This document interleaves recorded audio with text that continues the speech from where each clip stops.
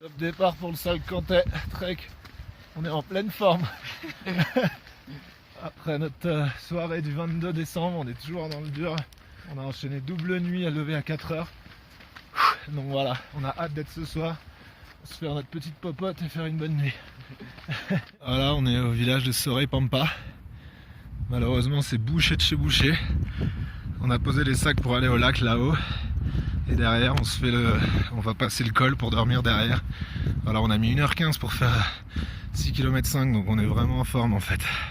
Yihi. Le Brod toujours à la chasse au segment Strava. Petit coquin. On dit que c'est 1h40 pour les très rapides. On va voir ce que ça donne pour le Brod. S'il y a des kudos qui vont tomber ou pas. Combien, Adrien, l'ascension?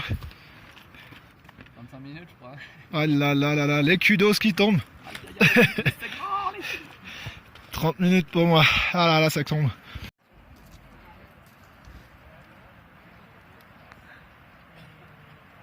Va falloir tarder ici. Ouh là là là là. Voilà, petite pluie fine qui commence. On espère que ça va pas durer.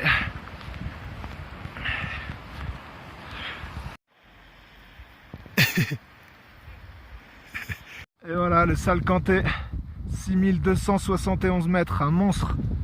Une pente raide comme on aime. Voilà, 14h48, ça arrive au col du Salcantay, 4600 mètres. Le plus haut point du trek. Ah, j'en ai chié.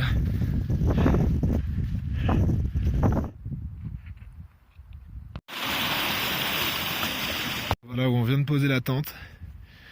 C'est un peu glauque Blair Witch là, parce qu'il n'y a pas de propriétaire, il n'y a rien. Il y a du brouillard partout, voilà, un peu ambiance ghetto. 17h, petite soupe pour les chefs, tranquillement. La journée, Adrien, le bilan du jour 1 du Salcantay. On s'est mis un beau trago, on le sait. C'était plus long que prévu. Effectivement, il a bien résumé la situation. Il l'a dit.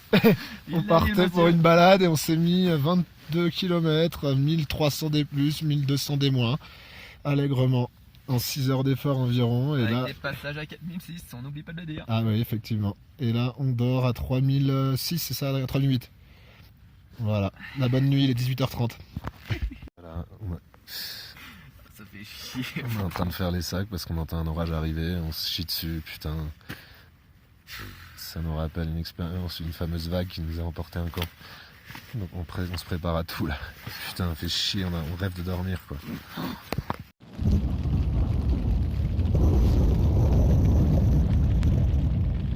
Wouhouhou.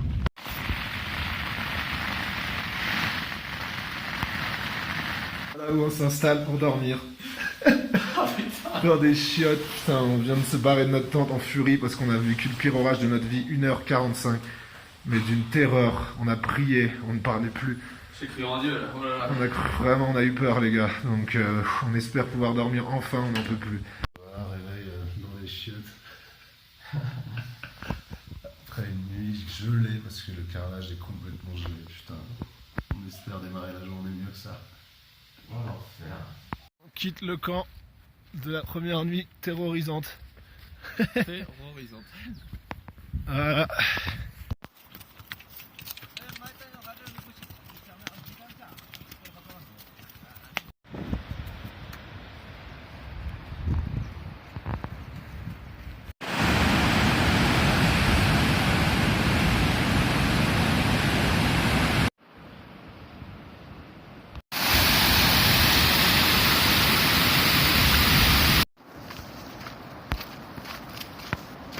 Hop hop hop, viens par là toi.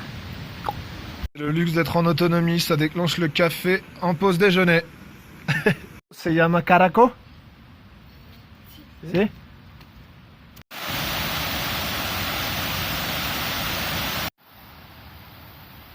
Petite cabane de rêve.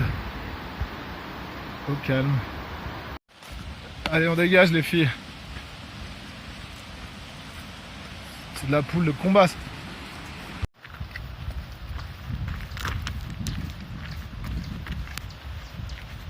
Là, le petit camping où on va poser la tente.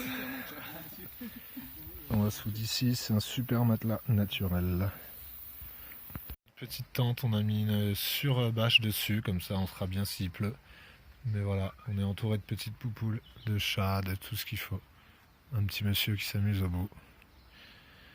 Voilà les super ongles de pied d'un baroudeur. Miam miam miam miam miam miam miam.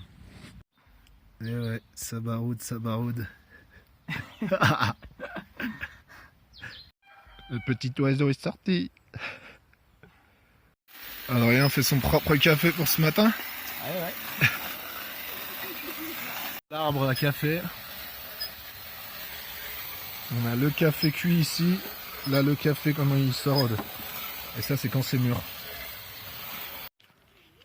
Ça c'est du café bio mon gars. Fait devant nous, superbe. Gracias. Muy bien hein. Occupe la barbe. Jour 3. Il fait beau. Le Machu Picchu ça doit être là, vers là-bas derrière. Ça monte. Emmenez-moi au Machu Picchu. Emmenez-moi au Machu Picchu.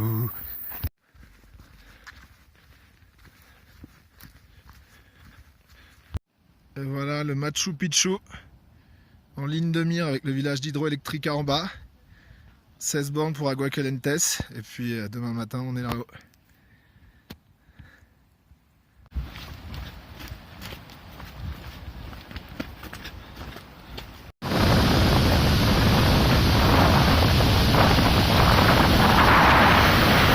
Voilà, on est à Hydroelectricas.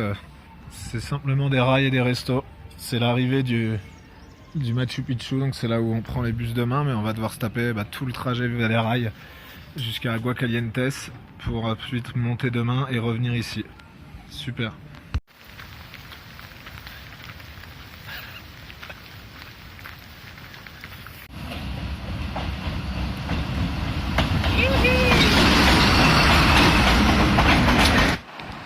Avec en visuel le Machu et le Huayna Machu Picchu, Cuchu, Caracheche.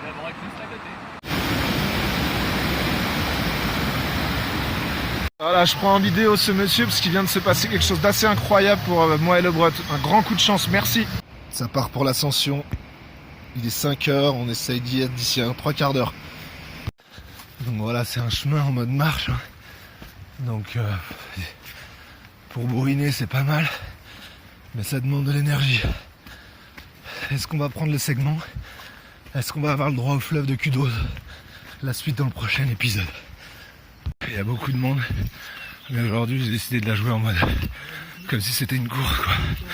Gratter tout le monde, faire un chrono. On va voir ce que ça donne. Voilà, on est premier devant la file. Les premiers sur le site du Machu Picchu, c'est quand même unique au monde. Putain, faire un pote réincarné en Inca. Voilà, il fait que nous suivre, nous montrer un peu le chemin et c'est un peu notre guide à nous quoi. Et voilà, on voit notre tente d'ici où on a dormi cette nuit. Après 4 jours dans le sale Cantetrec, nous sommes arrivés à l'objectif final, le Machu Picchu, le temple des Incas, le centre du monde. Entrez dans l'antre de la Pacha, Mama.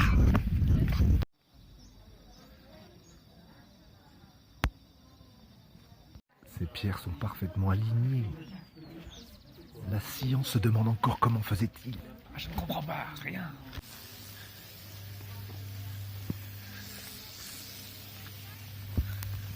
Voilà, on a passé la nuit 3 en fait. Et là-haut, c'est le Machu Picchu. C'est le camping municipal. Il n'y a pas grand monde. Hein. Et ça y est. Le sale Cantetrec, 4 jours, 90 km. C'est fait, un de plus. On envoie les culos, merci.